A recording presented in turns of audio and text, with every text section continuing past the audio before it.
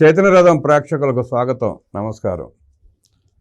1924 మద్యంలో అడ్డగోలుగా దోచుకొని 1,00,000 కోట్ల దోపిడీ జరిగిందన్న వార్తలు వినిపిస్తున్న నేపథ్యంలో సిట్టు వేసిన సందర్భంగా ఎటువాళ్ళు అటు పారిపోతున్నారు. దోచుకున్నప్పుడేమో దండుపాళ్యం బ్యాచ్ లాగా అందరూ ఒకసారి చేరి ఎవరికి దొరికిన కాడికి వాళ్ళు దోచుకుని ఇవాళ సిట్టు వేసేటప్పటికి చెట్టుకోకూడ పుట్టకూడ పారిపోయారు. ఆ పారిపోవడం వెనక నేపథ్యం ఏంటి, ఎవరు ప్రధాన పాత్ర ఉందో, ఎవరు దాస్తున్నారు వాళ్ళని అని తెలుసుకునే ప్రయత్నం చేద్దాం. మన ముందు సీనియర్ జర్నలిస్ట్ దుర్గాకుమార్ గారు ఉన్నారు. వారిని అడిగి దోపిడీ అంతా, దోషులు ఎవరు అని అడిగి తెలుసుకునే ప్రయత్నం చేద్దాం. సార్ నమస్తే.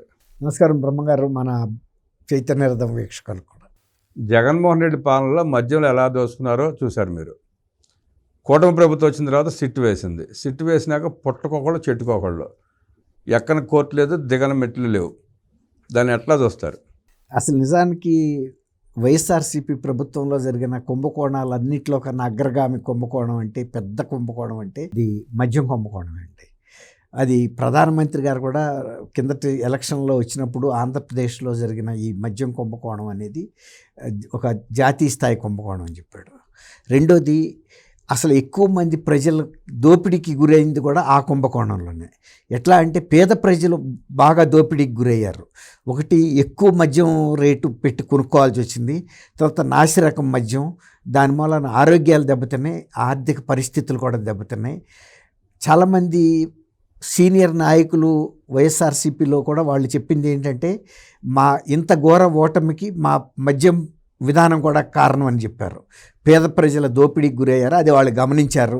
ఎక్కువ రేట్లు పెట్టడం వలన వాళ్ళ ఆర్థిక స్థితిగతులు తలకిందులైనకి ఆర్థికంగా దోపిడీకి గురయ్యారు. అది వాళ్ళు గుర్తించి ప్రభుత్వం మీద కక్ష పెంచుకున్నారనేది వాళ్ళు తర్వాత చెప్పారు. ఈవెన్ కాసు మహేష్ రెడ్డి చెప్పాడు, ఉండవల్లి చెప్పాడు, తర్వాత వెంకట్రామరెడ్డి చెప్పాడు. ఇలా చాలామంది సీనియర్స్ చెప్పారు. అది వన్ ఆఫ్ ద రీజన్స్. అదొక సామెత ఉంది, marriage is one of the chief reasons for divorce అని. అసలు అదే ప్రధాన కారణం కదా, పెళ్ళి లేకపోతే డివోర్స్ రాదు కదా. అట్లాగే మద్యం కుంభకోణమే ఆ ప్రభుత్వాన్ని అంత, అంటే ప్రతి గ్రామంలో ప్రతి కుటుంబాన్ని, ఆల్మోస్ట్ చాలా కుటుంబాలను ప్రభావితం చేసింది.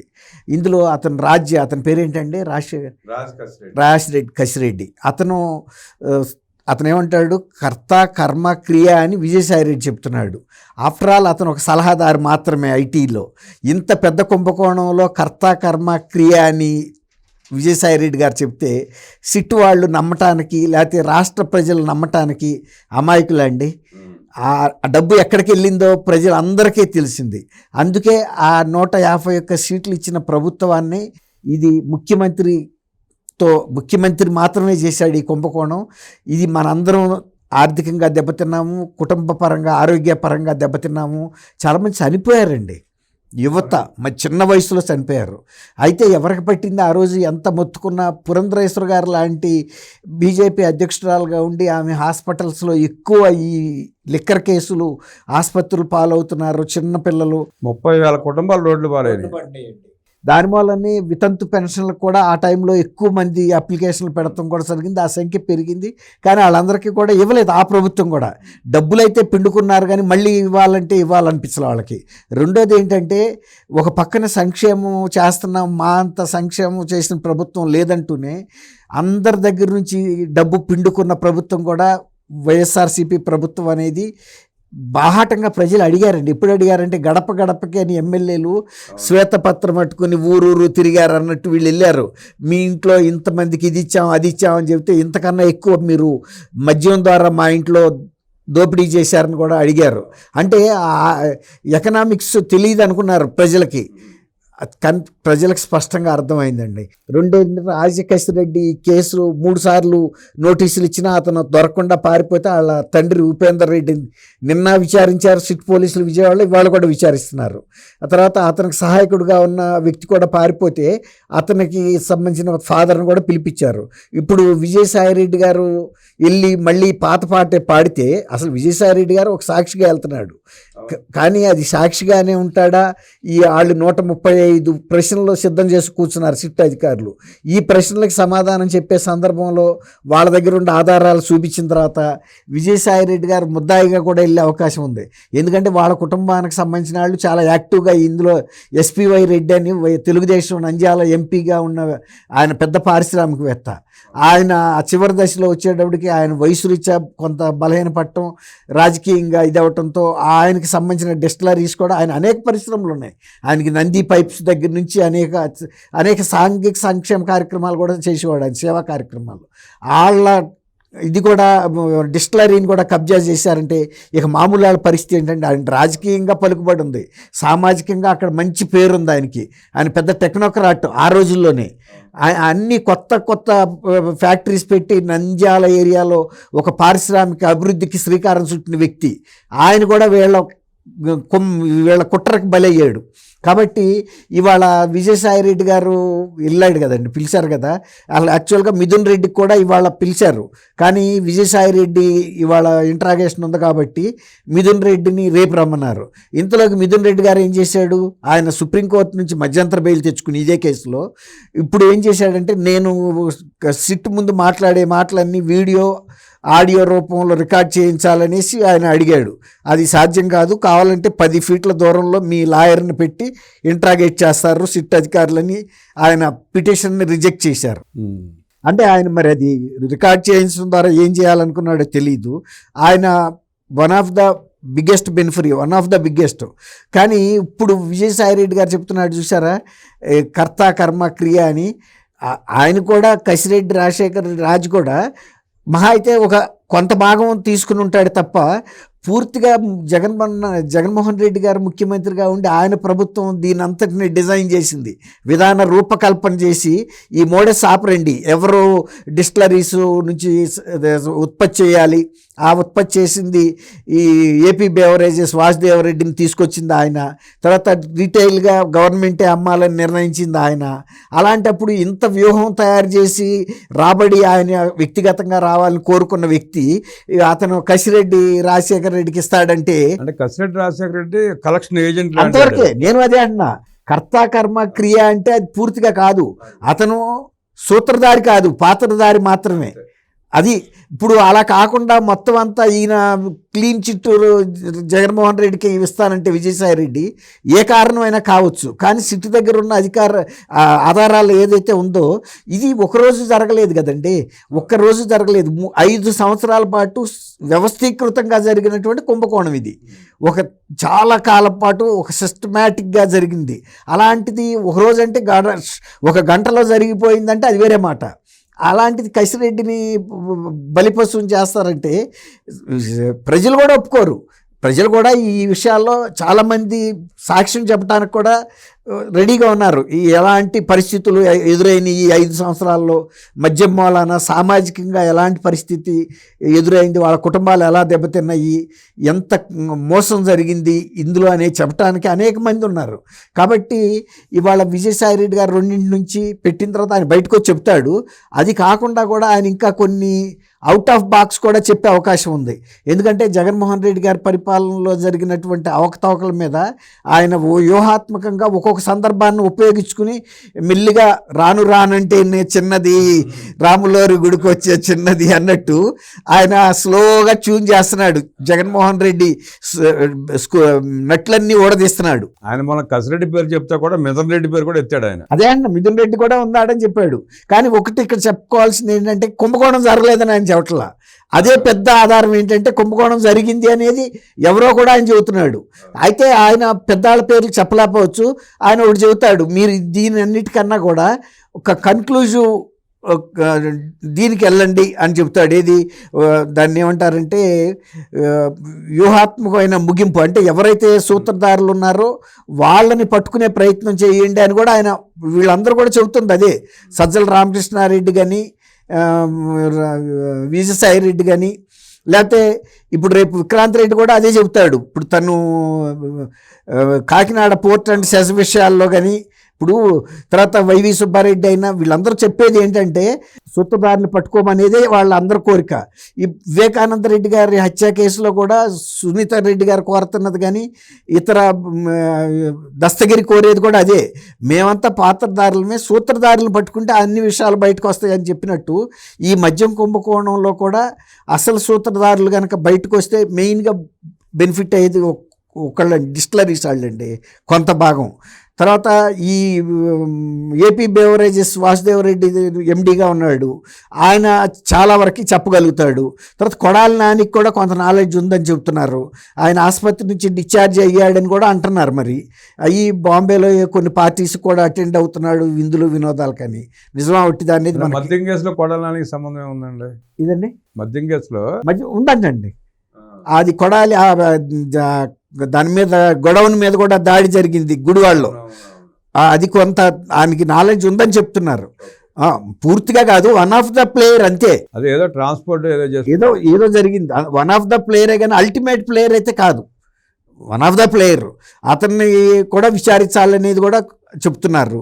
కాబట్టి ఇది మన ఏపీ బెవరేజెస్ వరకు వచ్చాం మనం. ఇప్పుడు వచ్చేసి రిటైల్ మొత్తం గతంలో ఏంటంటే షాపుల్ని ప్రైవేట్ వ్యక్తులకి అప్పచెప్పేసేవాళ్ళు.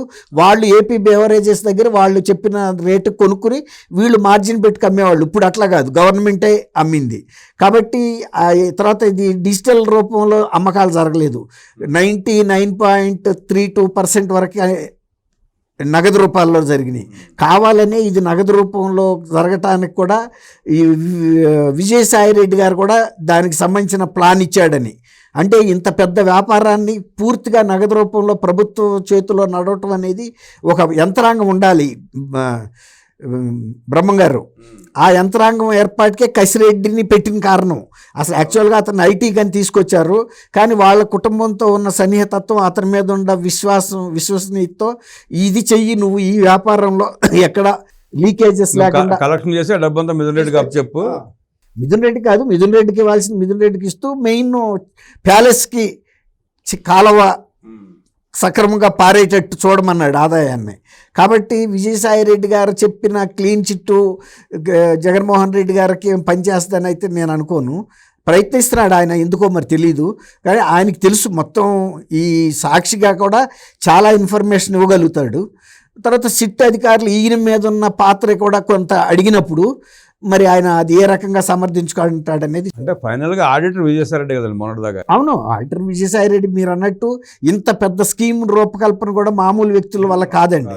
ఇంత పగడబందీగా ప్రైవేట్గా నగదు రూపంలో వ్యాపారం జరగటం, ఎక్కడ లీకేజ్ లేకుండా చాలా సైంటిఫిక్గానే నడిపారు. అందులో 1.5 కోట్ల రూపాయలు సుమారుగా ట్రాన్సాక్షన్ అంటే మరి విజయసాయి రెడ్డి గారి పాత్ర లేకుండా జరిగే అవకాశం కూడా లేదు. ఖచ్చితంగా దానికి బ్లూ ప్రింట్ ఈయనే వేసి ఉంటాడు. అందుకే అంత పక్కాగా జరిగింది. 5 సంవత్సరాల పాటు ప్రతిపక్షాల వాళ్ళు ఎంత మొత్తుకున్నా కూడా ఈ కేసు విషయంలో ఒక్క అంగుళం కూడా ముందుకు వెళ్ళకపోయింది. ఇప్పుడు ఈ కూటమి ప్రభుత్వం వచ్చిన తర్వాత సిఐడి వాళ్ళు ఒక ప్రాథమిక నివేదిక తెచ్చారు. కానీ ఇది జాతీయ స్థాయి దర్యాప్తు సంస్థల సహకారం కూడా అవసరం అవుద్దండి. ఇంకా కొంత దర్యాప్తు ముందుకు వెళ్ళిన తర్వాత 4,000 కోట్ల రూపాయల మనీ లాండరింగ్ విదేశాలకు తరలి వెళ్ళిపోయిందంటే కూడా ఇది చిన్న విషయం కాదు. అక్కడ కూడా విజయసాయి రెడ్డి గారి సహాయ సహకారాలు అంది ఉంటాయి అనేది ఎవరైనా చెప్తారు. 1.5 కోట్ల సుమారుగా 4,000 కోట్లు మాత్రమే దుబాయ్ వెళ్ళిందండి. అంతే, కొంతేనండి, పూర్తిగా వెళ్ళా అంతే, చాలా తక్కువ, చాలా చిన్న అమౌంట్. మిగిలింది ఎక్కువ అమౌంట్, దాదాపు 20,000 కోట్ల పైన ఇక్కడే ఉండిపోయింది. 20 కూడా కాదంటున్నారు, ఇంకా ఎక్కువ అంటున్నారండి. దాదాపు 50,000 కోట్ల దాకా ఉంటుంది అంటున్నారు. అంటే ఇది ప్రాథమిక దర్యాప్తు అయినండి. డిజిటల్ ట్రాన్సాక్షన్ జరిగింది 600 కోట్ల చిల్లరంతోనండి.